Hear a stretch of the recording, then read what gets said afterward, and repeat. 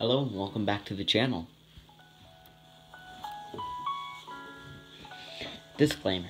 This video is meant to be educational, but it is also meant to be satirical, so any jokes about races or any other groups of people are not serious and shouldn't be taken that way.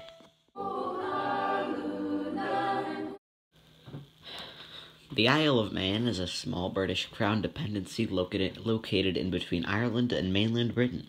The current head of state of the island has always been the Queen directly. The Prime Minister holds no claim over the island, meaning the Queen could release the Isle of Man as a nation, appoint herself as Lord of Man, and conquer the world. There's nothing stopping her. Talking about the Isle of Man will first result in us talking about geography. The land is cold, miserable, and sad, just like most of the isles. The majority of the people on this sad spit of rock live in Douglas or the neighboring town of Unshin.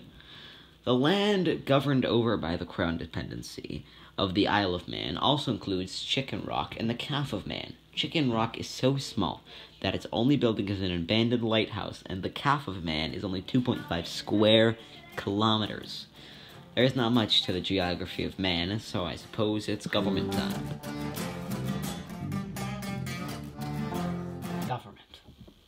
The Isle of Man has the longest-standing parliament in history, being active since the 8th century when Vikings colonized the land.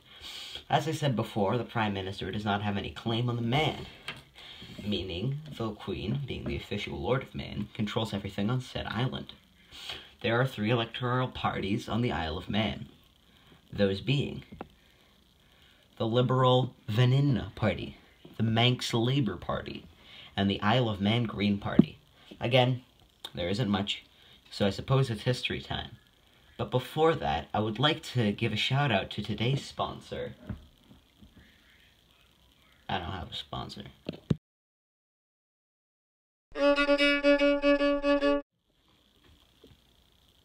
Vikings arrived in the 8th century and established the Tvinvold, the parliament I talked about earlier. The man was ceded to the Scots around 1266. They didn't really control it until 1275 when the Manx were defeated at Ronalds Bay. Then it fluctuated between English and Scottish 3 or 4 times, and they finally got their colony ship from England. And it was fully fledged in 1866. 2 world wars came and went, and here we are today. I guess all we have to talk about now is the most important. The Manx Crematorium.